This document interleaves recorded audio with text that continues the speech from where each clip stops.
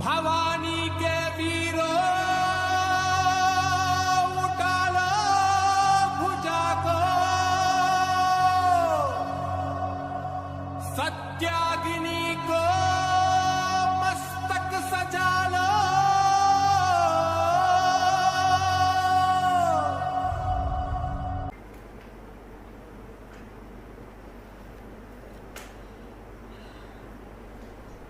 नमस्कार, मैं कैप्टन राजीव आप सभी सनातनियों का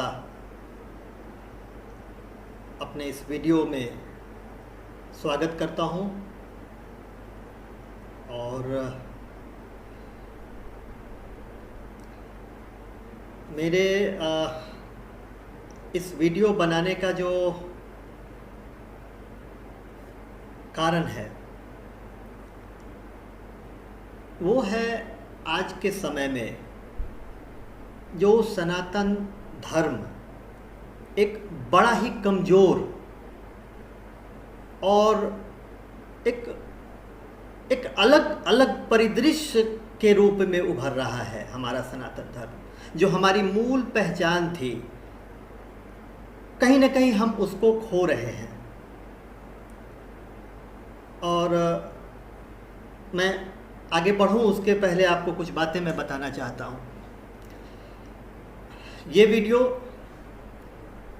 न मैं किसी धार्मिक उन्माद फैलाने के लिए बना रहा हूं, न अपनी किसी स्वहित के लिए बना रहा हूं, न किसी राजनीतिक लाभ के लिए बना रहा हूं, न किसी धार्मिक लाभ के लिए बना रहा हूं। इसीलिए मैं आपको ये हाथ जोड़ के गुजारिश नहीं करूंगा, आप मेरे चैनल को सब्सक्राइब करो, आप मेरे चैनल को लाइक करो, आप मेरे चैनल को फैलाओ।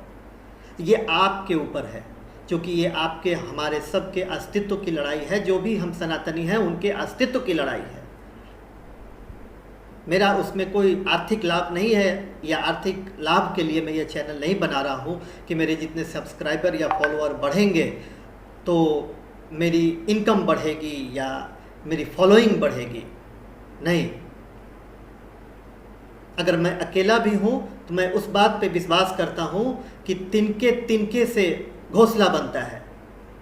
अकेला जितना कर सकूंगा करूंगा, अकेले दम पे जितनी कुवत होगी करूंगा अपने सनातन धर्म के लिए।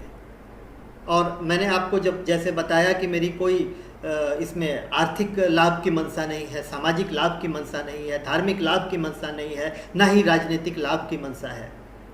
मैं अभी खुद एक बहुत बड़ी जहाज़ की कंपनी में एक बहुत बड़े पद पर हूँ, तो मुझे इन चीज़ों की ज़रूरत नहीं है आर्थिक लाभ की। लेकिन अब आप बोलोगे तो भाई आप क्यों आए हो, ये आपके वीडियो का मंशा क्या है, बहुत लोगों के मन में उठेगा। पहले मैं भी इस तरह के वीडियो को देखता था तो मुझे लगता था कि भाई ये एक नया चलो और फूल निकला। लेकिन जब से ये बंगाल चुनाव हुआ, बातें केरल चुनाव के समय भी हुई थी, जब से ये बंगाल चुनाव हुआ और उसके बाद चुनाव के बाद की जो स्थिति बनी बंगाल के अंदर, विश्वास कीजिए मैं बहुत पहले से इन चीज़ों के बारे में सोच रहा था। लेकिन ठीक है, चलिए, मेरी भी अपनी एक मजबूरी है, जिसको एक प्रोफेशनल मजबूरी कह सकते हैं। मेरे ऊपर भी कई सारी जिम्मेवारी है, परिवार की जिम्मेवारी है, जहाँ मैं नौकरी करता हूँ वहाँ की जिम्मेवारी है। तो बहरहाल बंगाल चुनाव के बाद मुझे लगा कि ये सारे ये जो भी बातें मैंने आपको अभी कही हैं वो सब एक कारण हो सकता है। मैं सिर्फ वो कारण दे रहा था कि मैं वीडियो नहीं बना पाया कि ये हो गया वो हो गया वो। लेकिन बंगाल चुनाव के बाद मुझे लगा कि नहीं, मुझे ये वीडियो बनाना चाहिए। और जो लोग मेरी बातों को समझ पा रहे हैं, मेरे बातों के मूल को समझ पा रहे हैं, और जो आज से 20 साल 30 साल बाद के भविष्य को देख रहे हैं भारत के, मैं निश्चित जानता हूं वो मेरी बात को समझ रहे हैं और समझेंगे। जो बंगाल के बाद हम जो भी वहां हमला हुआ एक पर्टिकुलर पॉलिटिकल पार्टी के ऊपर, मैं उसको चुनावी रंजिश कभी नहीं मान सकता। क्योंकि जहाँ पे हिंसा हुआ वहाँ मेरे भी कई जानने वाले हैं।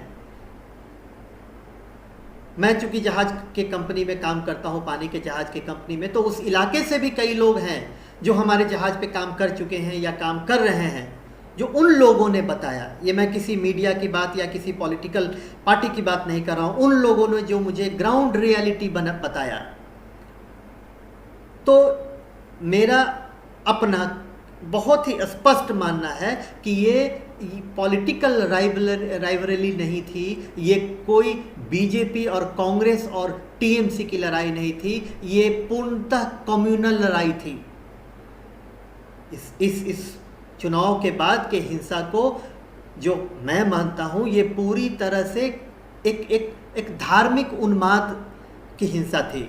जिस तरह से हिंदुओं की औरतों के साथ, लड़कियों के साथ, मर्दों के साथ किया गया, ये कहीं से भी जायज़ नहीं है और न ही कहीं से इसको मैं ये मानने को तैयार हूँ कि ये एक पॉलिटिकल पॉइंट ऑफ व्यू से किया गया है। कभी नहीं, कतई नहीं। ये एक विशेष वर्ग के द्वारा अपनी मोनोपोली तो है, आज हम आप उसको नकार नहीं सकते हैं, फिर से सिद्ध करने के लिए किया गया कि सनातनियों तुम एक कमजोर वर्ग हो, बहुत ही कमजोर वर्ग हो। और अगर आपको पता हो, मैं आपको कुछ छोटी सी बात बताना चाहता हूँ। जो सनातन के हिंदू देवी देवता हैं, आपने उनको जब देखा होगा तो आपने क्या पाया? आप देखो, उनके हाथ में फूल भी होता है, तरह तरह की चीज़ें होती हैं, जिनके जो 4 भुजा वाले हैं, 2 भुजा वाले हैं, 6 भुजा वाले हैं, लेकिन एक भुजा में हथियार जरूर होता है। ये हमारे सनातनियों की पहचान रही है। और हथियार क्यों रहता है और फूल क्यों रहता है? इसीलिए कि हम बेसिकली बहुत टॉलरेंट हैं, बहुत ज़्यादा टॉलरेंट हैं। जो भी मिलता है उनसे प्यार से मिलते हैं, हाथ जोड़ के मिलते हैं और बहुत तरीके तहजीब से मिलते हैं। लेकिन जब हमारे उस सभ्यता को, उस आप उसका क्या नाम दूं मैं उसको, एक हमारे उस बड़कपन को अगर कोई कमज़ोरी समझ ले, नपुंसकता समझ ले, तब हमारे जो इष्ट देव हैं, देवी हैं, उनका वो हाथ काम आता है जहाँ पे अस्त्र होता है। हमारे सनातन धर्म में हर चीज़ का कारण है, हर चीज़ का लॉजिक है। जो साइंस आज बता रहा है, हमने सैकड़ों हजारों साल पहले बताया। ये हाथ उस समय के लिए है जब सनातनियों को नपुंसक और सनातनियों को कमज़ोर समझा जाए। लेकिन हम सनातनी क्या कर रहे हैं? आज उस हाथ को छोड़ के सारे दूसरे हाथों को हम लोगों ने याद रखा है, जिसका परिणाम क्या हो रहा है आज हम सब देख रहे हैं। और ये जो सो कॉल्ड टुच्चे इंटेलेक्चुअल जिसको बोलते हैं ना, धर्मनिरपेक्ष, जो कीड़े कोड़ हैं, कुछ पैसे के लिए हमारे समाज को खराब कर रहे हैं, हमारे समाज को दीमक की तरह चाट रहे हैं सनातन धर्म को, जितना जो हजारों साल पुराना सनातन धर्म है, आज उनको जूते मारने की जरूरत है। न मैं किसी पार्टी का ए टीम हूं, न मैं किसी पार्टी का बी टीम हूं, न मैं किसी पार्टी के फेवर में, मैं न बीजेपी के फेवर में बोल रहा हूं, न कांग्रेस, न किसी JDU, this that X Y Z, किसी के नहीं। वोट देना आपका अधिकार है। आप कांग्रेस को दो, आप जेडीयू को दो, आप टीएमसी को दो, शिवसेना को दो, बीजेपी को दो, वो उसमें मेरा कोई इंटरफेरेंस ही नहीं है, मेरी कोई राजनीतिक मंशा नहीं है। लेकिन हाँ, जहाँ बात सनातन की हो, जहाँ बात धर्म की हो, जहाँ बात धर्म को बचाने की हो, वहाँ पे आप सबसे ऊपर धर्म को रखो, तभी आप बचोगे।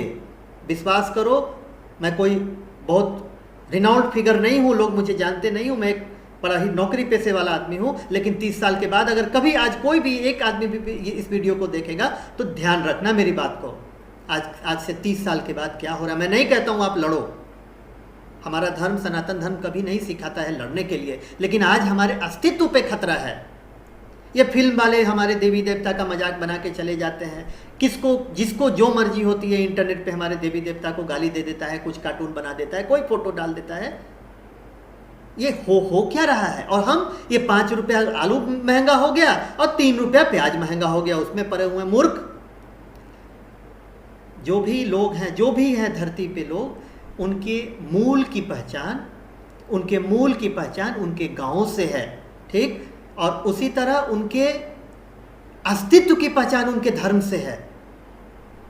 हिंदू धर्म, सनातन धर्म, मैं चूंकि कप्तान रहा हूं जहाज पर, पूरी दुनिया देखी है मैंने, सब धर्मों को बहुत नजदीक से देखा है। और विश्वास कीजिए मैं जो बोल रहा हूं, चूंकि अच्छे पोजीशन पे रहा तो मेरा उठना बैठना और मिलना जुलना भी उसी तबके के लोगों से रहा, क्रिश्चियन हो, मुस्लिम हो, हर तबके के लोग से। सब लोग बहुत इंटेलेक्चुअल बात करते हैं, लेकिन विश्वास कीजिए, मैं हाथ जोड़ के आपसे विनती कर रहा हूँ, विश्वास करिए मेरे बात को। जहाँ बात धर्म की आती है तो उनके लिए धर्म सबसे ऊपर हो जाता है। लॉजिक, साइकोलॉजी, हिस्ट्री सब बेकार है, धर्म सबसे पहले है। और उनकी पहली प्रायोरिटी होती है धर्म। अब किसी दूसरे धर्म को ले लो, वो क्या बोलते हैं, ठीक है आपको आना है आओ, लेकिन आप हमसे मिलो, आप हमसे मिलोगे तभी सरवाइव करोगे। हिंदू धर्म शुरू से क्या बोलता है, आप आओ, आप हमारे साथ रहो, मिलो मत, आप अपनी संस्कृति को आप बचाओ, आप अपनी संस्कृति को, आप संस्कृति की पालन करो, आप अपने इष्ट देव की पूजा करो। हम अपने इष्ट देव की पूजा करेंगे, दूसरे किसी धर्म में नहीं है। और हम, और खासकर हमारा जो युवा वर्ग है, वो तो अब आप छोटी सी बात अगर अपने धर्म के बारे में पूछ लो, वो नहीं बता पाएंगे। बोलते हैं अरे कोई बात नहीं, ये तो हम, अरे कोई हिंदू मुस्लिम नहीं, हम सब ह्यूमन हैं, ह्यूमैनिटी होनी चाहिए। वो तो सनातन का मूल है, इंसानियत। लेकिन इंसानियत के आड़ में क्या आप नपुंसक हो जाओगे? क्या आप इतने कमजोर हो जाओगे कि आपके अस्तित्व को आज लोग नकार रहे हैं? कोई आके कुछ आपको बोल दे रहा है, कोई कुछ कर दे रहा है, तो ये कहीं से, मतलब मेरे हिसाब से तो आपको जागना पड़ेगा। भाई किसी पार्टी को सपोर्ट करो, आप किसी को वोट दो, आप वो आपका एक व्यक्तिगत मामला है। वहाँ पे कोई अगर बोलता है तो गलत बोलता है, बीजेपी हिंदू को बचाएगी और वो उसको बचाएगी, नहीं। अगर सनातन को बचाना है, कोई नहीं बचाएगा, आप स्वयं बचाएंगे। तो मजबूर होके मुझे आज इस चैनल की मैंने शुरुआत करी है कि कुछ एक बूंद अगर मैं डाल सकूं सागर में, सनातनियों के दिमाग में, कुछ वर्ग इस चीज़ों को समझ सके, तो मैं सोचूंगा, मैं समझूंगा कि मैं जो कर रहा हूं वो एक सार्थक कदम है।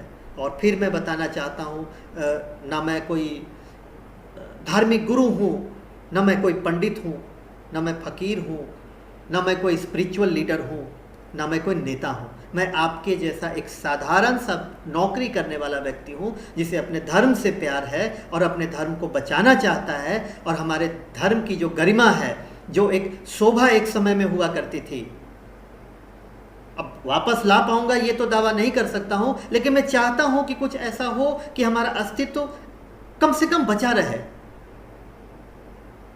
आक्रोश है, मन में बहुत आक्रोश है जब कहीं देखता हूँ हमारे धर्म की कहीं कोई इतनी बड़ी सुंदर व्याख्या की हुई है हमारे इतिहासों में, लेकिन हमारे जो आज़ादी के बाद के इतिहासकार थे उन्होंने पूरी व्याख्या को बदल दी।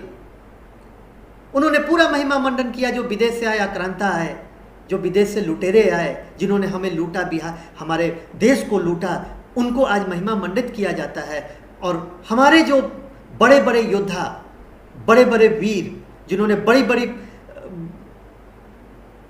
मतलब आपको जो जिन लोगों ने कितना बड़ा काम किया, हम आप आज इस समाज में बैठ के सोच नहीं सकते हैं। आज वो कहीं नहीं है।